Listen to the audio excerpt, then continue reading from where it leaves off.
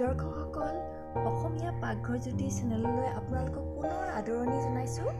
আজি মই আপোনালোকৰ আগত আলু পৰঠাৰ লগত ৰাজমাও তৰকাৰী ৰেচিপি এটা লৈ আহিছোঁ। আহকচোন ইয়াৰ বাবে কি কি সামগ্ৰী লাগিব। লগতে দৰ্শকসকল, আপোনালোকক মই অশেষ ধন্যবাদ জনাইছোঁ যিহেতু আপোনালোকে ছাবস্ক্ৰাইব কৰি মোৰ চেনেলটো আগবাঢ়ি যোৱাত সহায় আগবঢ়াইছে। আহক এতিয়া আমি ৰেচিপিটো ফালে যাওঁ। আলু পৰঠাৰ কাৰণে মই 2 কাপ আটা লৈছোঁ, লগত আলু 3টা আৰু এটা পিঁয়াজ। এতিয়া মই কুকাৰৰ ৰাজমাখিনি বইল কৰি লওঁ। মই ৰাজমাৰ লগতে আলু পৰঠাৰ বাবে প্ৰয়োজন হোৱা আলুকেইটাও লগতে বইল কৰি লৈছোঁ। ৰাজমা তৰকাৰীৰ কাৰণে প্ৰয়োজন হোৱা মছলা আদা, নহৰু, পিঁয়াজ, জলকীয়া সকলোখিনি মই একেলগে পিচি ল'ম।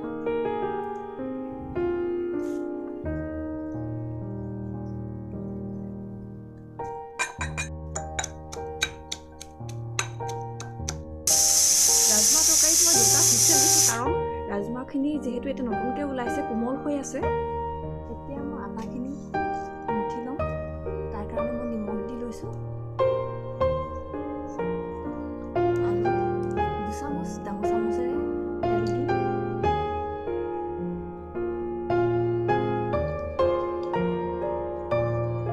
এতিয়া আটাখিনি ভালদৰে সানি ল'ব। আটাখিনি মই ভালেমান সময় ভালদৰে মঠিলোঁ। এতিয়া আটাখিনি 15 মিনিটৰ কাৰণে ৰেষ্ট দিম। এনেদৰে ঢাকি থৈ দিম 15 মিনিটৰ কাৰণে। এতিয়া মই ৰাজমা তৰকাৰীখিনিত ফোৰণ দিম। তাৰ কাৰণে কেৰাহীখন এতিয়া গৰম হৈছে। মই এতিয়া তেল দিছোঁ। মই এতিয়া 5 ফোৰণ দিছোঁ। ফোৰণখিনি ফুটি উঠিছে। লগত মই তেজপাত এখিলা দি দিছোঁ আৰু ইলাচি, লং এটুকুৰা দিছোঁ। লোৱা মছলাখিনি এতিয়া মই ইয়াত দি দিম।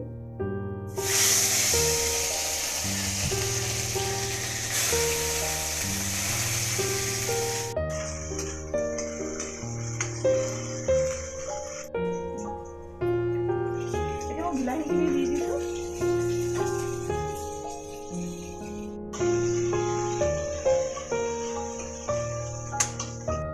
এতিয়া মই হালধি দিছোঁ।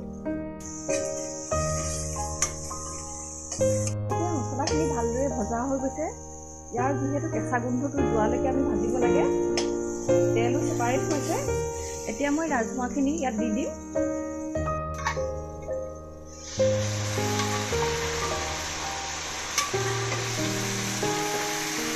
আলু পৰঠাৰ কাৰণে মই আলুখিনি ভালদৰে পিটিকি লৈছোঁ, লগতে নিমখ সানি ল'লোঁ। আৰু এতিয়া মিহি মিহিকৈ যিমান পাৰে পিঁয়াজখিনি মিহি মিহিকৈ কাটি ল'ব আৰু সেইখিনি এতিয়া ইয়াৰ লগত মিহলাই দিম। লগতে কেঁচা জলকীয়াটাও মই সৰুকৈ কাটি লৈছোঁ।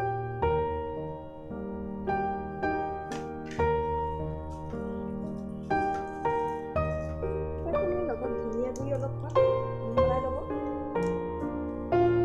আৰু লগতে জিৰা গুড়ি অলপো দি ল'ব। এতিয়া মই ইয়াত আলুখিনি ভৰাই যাম। মই 1 চামুচ আলু লৈছোঁ, লগতে অলপমান আধা চামুচে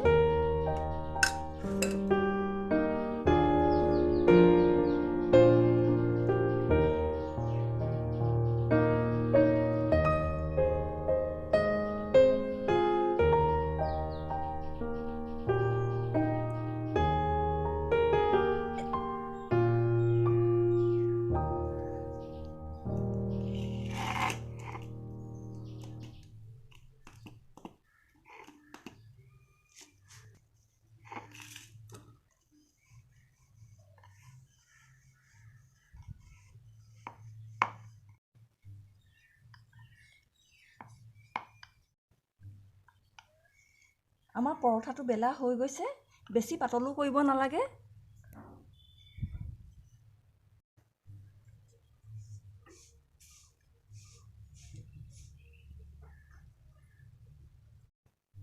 এয়া আলু পৰঠাটো ধুনীয়াকৈ সিজি আহিছে।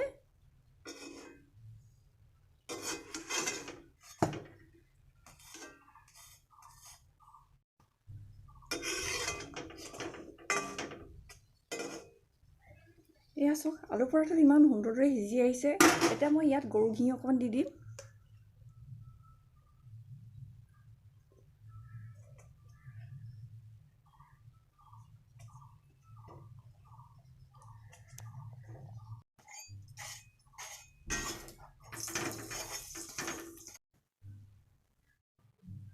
শেষত পুনৰ আপোনালোকলৈ মই ধন্যবাদ জনালোঁ লগতে আপোনালোকে ফ্ৰেণ্ডসকললৈ এই চেনেলটো শ্বেয়াৰ কৰি দিব আৰু মোক উদগনি যোগাবৰ বাবে ছাবস্ক্ৰাইবো কৰি দিব